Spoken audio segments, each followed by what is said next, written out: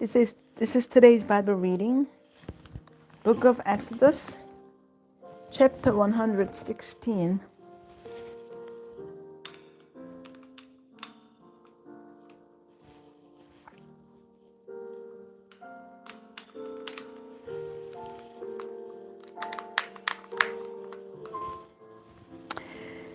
Bread from heaven. And they journeyed from Elim, and all the congregation of the children of Israel came to the wilderness of Sin, which is between Elim and Sinai, on the 15th day of the second month after they departed from the land of Egypt. Then the whole congregation of the children of Israel complained against Moses and Aaron in the wilderness.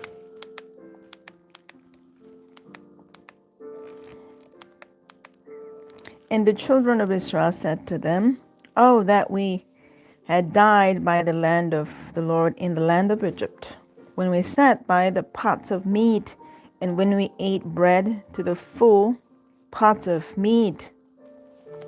For you have brought us out into this wilderness to kill this whole assembly with hunger."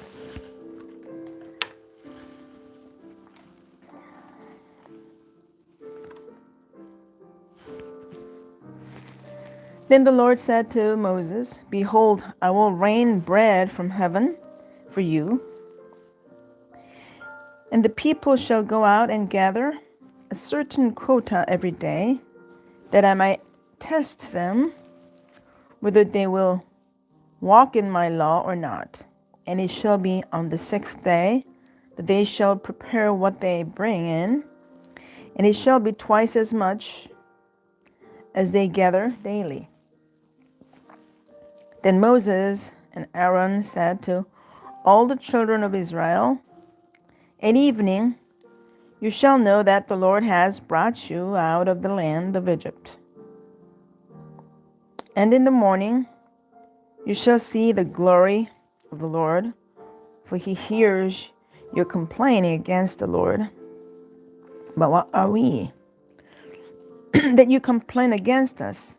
Also Moses said, "This shall be seen when the Lord gives you meat to eat in the evening, and in the morning bread to the full. For the Lord hears your complaints which you make against him. And what are we? Your complaints are not against us, but against the Lord."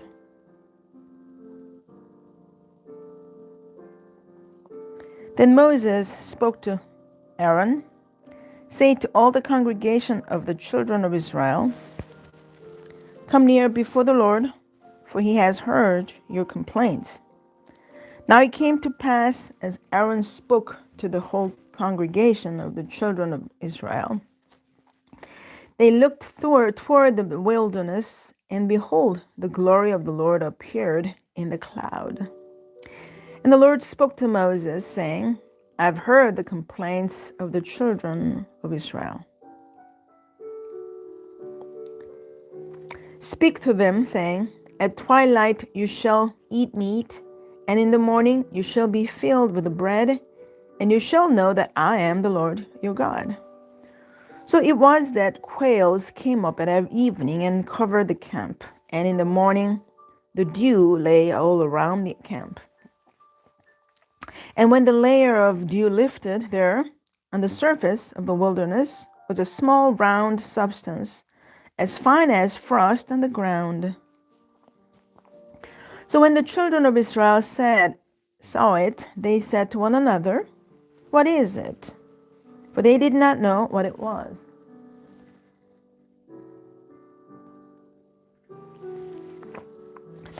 And Moses said to them, "This is the bread which the Lord has given you to eat. This is the thing which the Lord has commanded. Let every man gather it according to each one's need, 1 omer for each person, according to the number of persons. Let every man take for those who are in his tent."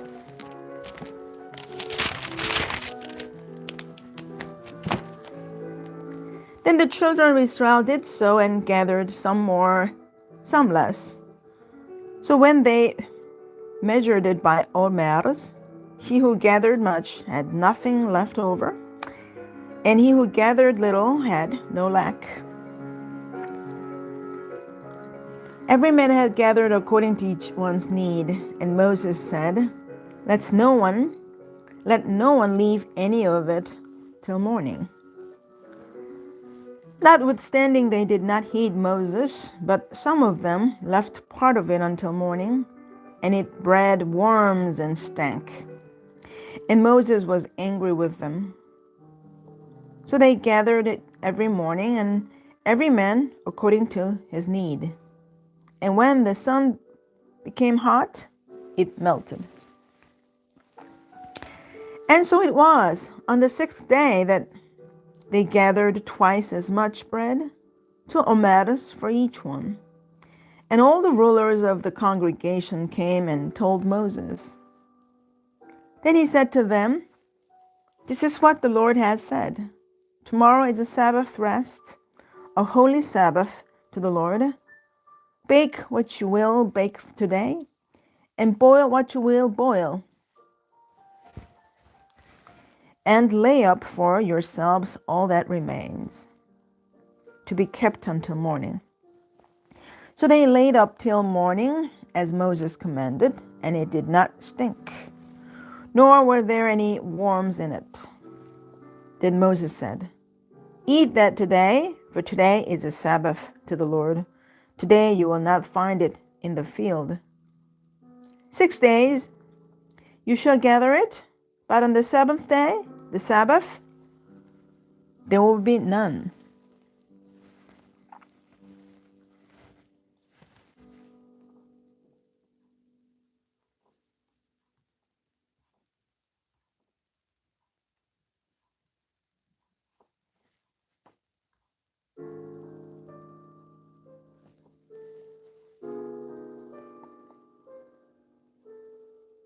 Now it happened that some of the people went out on this 7th day to gather, but they found none. And the Lord said to Moses, how long do you refuse to keep my commandments and my laws? See, for the Lord has given you the Sabbath. Therefore he gives you on the 6th day bread for 2 days. Let every man remain in the place. Let no man go out of his place on the 7th day. So the people rested on the 7th day.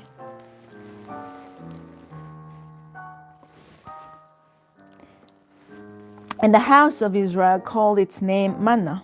And it was like white coriander seed, and the taste of it was like wafers made with honey. Then Moses said, this is the thing which the Lord has commanded. Fill an omer with it, to be kept for your generations, that they may see the bread with which I fed you in the wilderness, when I brought you out of the land of Egypt. And Moses said to Aaron, take a pot and put an omer of manna in it, and lay it up before the Lord, to be kept for your generations. As the Lord commanded Moses, so Aaron laid it up before the testimony to be kept. And the children of Israel ate manna 40 years, until they came to an inhabited land. They ate manna until they came to the border of the land of Canaan. Now an omer is 1/10 of an ephah. Chapter 17, Water from the Rock. Then all the congregation of the children of Israel set out on their journey from the wilderness of Sin, according to the commandment of the Lord, and camped in Rephidim. But there was no water for the people to drink. Therefore, the people contended with Moses and said, give me water, then we may drink. So Moses said to them, why do you contend with me? Why do you tempt the Lord? The people thirsted there for water, and the people complained against Moses and said, "Why is it you have brought us up out of Egypt to kill us and our children and our livestock with thirst?" So Moses said, and he cried out to the Lord, saying, "What shall I do with this people? They are almost ready to stone me." And the Lord said to Moses, "Go on before the people and take with you some of your elders of Israel. Also take in your hand your rod with which you struck the river, and go. Behold, I will stand before you there on the rock in Horeb, and you shall strike the rock, and the water will come out of it, that the people may drink." And Moses did so in the sight of the elders of Israel. So he called the name of the place Massah and Meribah, because of the contention of the children of Israel, and because they tempted the Lord, saying, "Is the Lord among us or not?" Victory over the Amalekites. Now Amalek came and fought with Israel in Rephidim, and Moses said to Joshua, "Choose us some men and go out, fight with Amalek. Tomorrow I will stand on the top of the hill with the rod of God in my hand." So Joshua did as Moses said to him, and fought with Amalek. And Moses, Aaron, and Hur went up to the top of the hill. And so it was, when Moses held up his hand, that Israel prevailed. And when he let down his hand, Amalek prevailed. But Moses' hands became heavy. So they took a stone and put it under him, and he sat on it. And Aaron and Hur supported his hands, one on one side and the other on the other side. And his hands were steady until the going down of the sun. So Joshua defeated Amalek and his people with the edge of the sword.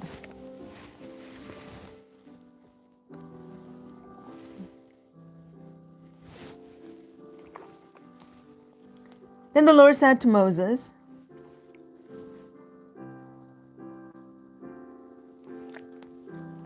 "Write this for a memorial in the book and recount it in the hearing of Joshua, that I will utterly blot out the remembrance of Amalek from under heaven." And Moses built an altar and called its name, "The Lord is my banner." For he said, "Because the Lord has sworn, the Lord will have war with Amalek from generation to generation."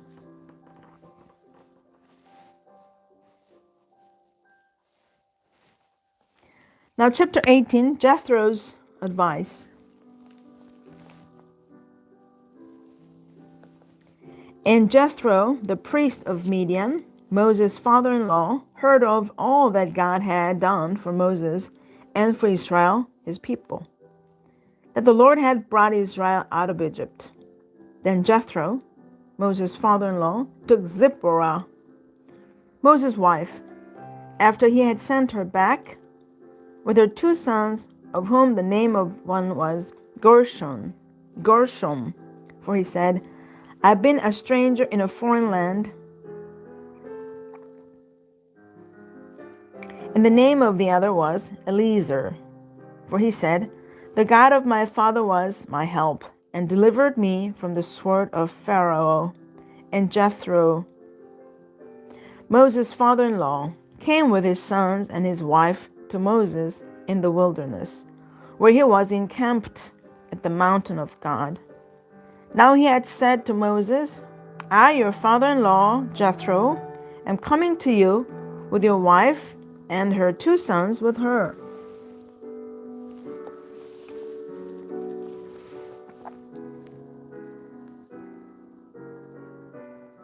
So Moses went out to meet his father-in-law, bowed down and kissed him, and they asked each other about their well-being, and they went into the tent. And Moses told his father-in-law all that the Lord had done to Pharaoh and to the Egyptians for Israel's sake. All the hardship that had come upon them on the way, and how the Lord had delivered them. Then Jethro rejoiced for all the good which the Lord had done for Israel, whom he had delivered out of the hand of the Egyptians. And Jethro said, Blessed be the Lord, who has delivered you out of the land of the Egyptians and out of the hand of Pharaoh, and who has delivered the people from under the hand of the Egyptians. Now I know that the Lord is greater than all the gods, for in the very thing in which they behaved proudly, he was above them. Then Jethro, Moses' father-in-law, took a burnt offering and other sacrifices to offer to God. And Aaron came with all the elders of Israel to eat bread with Moses' father-in-law before God. And so it was on the next day that Moses sat to judge the people, and the people stood before Moses from morning until evening. So the people, he said, when Moses' father-in-law saw all that he did for the people, he said, What is this thing that you do for the people? Why do you alone sit, and all the people stand before you from morning until evening? And Moses said to his father-in-law, Because these people come to me to inquire of God, when they have a difficulty, they come to me, and I judge between one and another, and I make known the statutes of God and his law. So Moses' father-in-law said to him, The thing that you do is not good.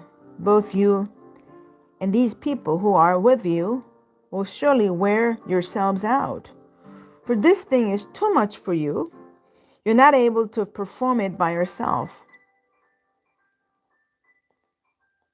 Listen now to my voice. I will give you counsel, and God will be with you. Stand before God for the people, so that you may bring the difficulties to God, and you shall teach them the statutes and the laws, and show them the way in which they must walk and the work they must do.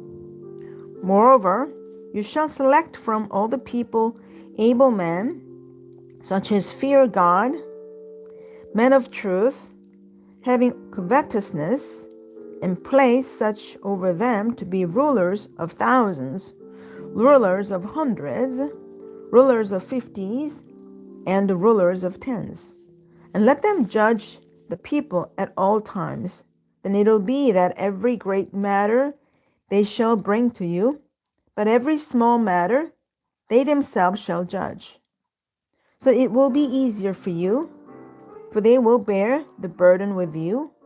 If you do this thing, and God so commands you, then you will be able to endure, and all these people will also go to their place in peace. So Moses heeded the voice of his father-in-law and did all that he had said.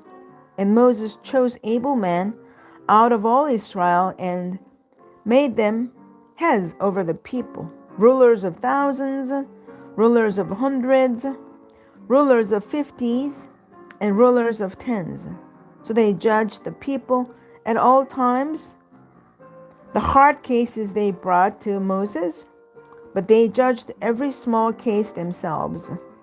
Then Moses let his father-in-law depart, and he went his way to his own land.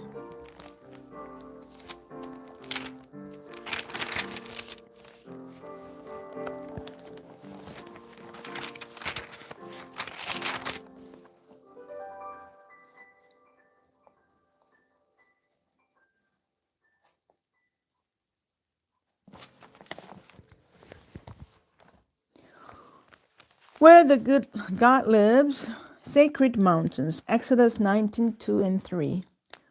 Where heaven and earth met, humans and deities could come together. On the physical landscape of the ancient world, this meant mountains. Since ancient people thought deities actually lived on the peak of a sacred mountain, they built temples or altars on or near the mountain in honor of the gods. So it was all over the Near East. The Canaanites and Phoenicians believed their gods lived on the actual mountain Sinai. Later, the Judeans believed Yahweh took up his residence on Mount Zion in Jerusalem, while the Samaritans said he lived on Mount Gerizim near Samaria. In the flat river valleys of Mesopotamia, worshippers of various deities built their own mountains called ziggurats. The most famous ziggurat was that of Babylon, Etemenanki. The appearance of the deity called theophany at the sacred mountain often was accompanied by thunder, lightning, earthquakes, clouds, loud noises, lesser deities, and terror. Many of these characteristics are present in the description of God coming down on Sinai. Usually only priests were willing to risk experiencing such presence of the god. The actual appearance of the deity self was thought to be dangerous to people who had not properly prepared themselves. The people of Israel were carefully prepared for the visit of God to the mountain. Despite preparations, they were too terrified to actually meet God, and so Moses served as intermediary between God and the people.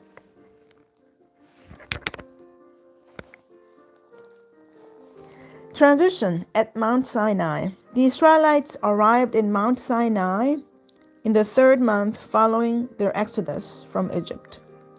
Here they would remain for several months while God's glory rested on the mountain.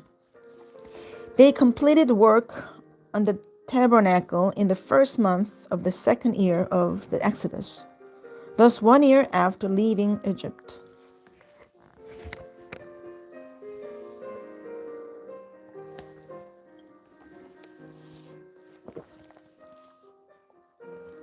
Now, chapter 19, Israel at the mountain. In the 3rd month after the children of Israel had gone out of the land of Egypt, on the same day they came to the wilderness of Sinai, for they had departed from Rephidim, had come to the wilderness of Sinai, and camped in the wilderness. So Israel camped there before the mountain. And Moses went up to God, and the Lord called to him from the mountain, saying, Thus you shall say to the house of Jacob, and tell the children of Israel, You've seen what I did to the Egyptians, and how I bore you on eagle's wings and brought you to myself. Now therefore, if you'll indeed obey my voice and keep my covenant, then you shall be a special treasure to me above all people. For all the earth is mine, and you shall be to me a kingdom of priests and a holy nation. These are the words which you shall speak to the children of Israel. So Moses came and called for the elders of the people and laid before them all these words which the Lord commanded him. Then all the people answered together and said, All that the Lord has spoken, we will do. So Moses brought back the words of the people to the Lord. And the Lord said to Moses, Behold, I come to you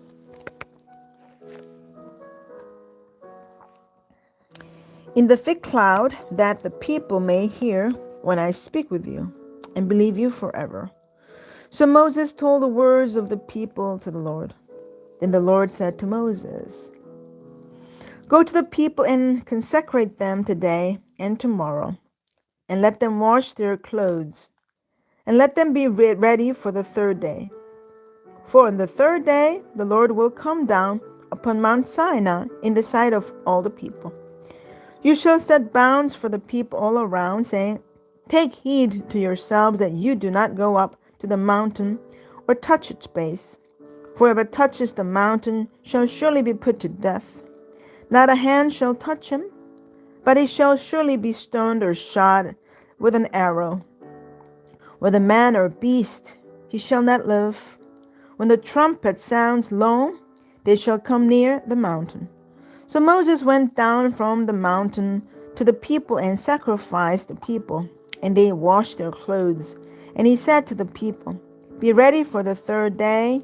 Do not come near your wives. Then it came to pass on the third day in the morning that there were thunderings and lightnings and the thick cloud on the mountain, and the sound of the trumpet was very loud, so that all the people who were in the camp trembled.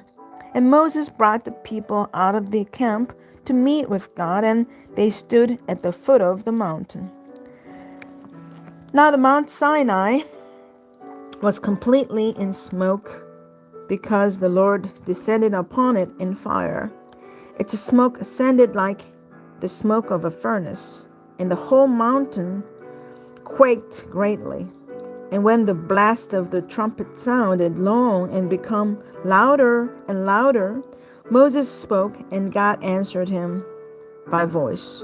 Then the Lord came down upon Mount Sinai on the top of the mountain, and the Lord called Moses on the top of the mountain, and Moses went up.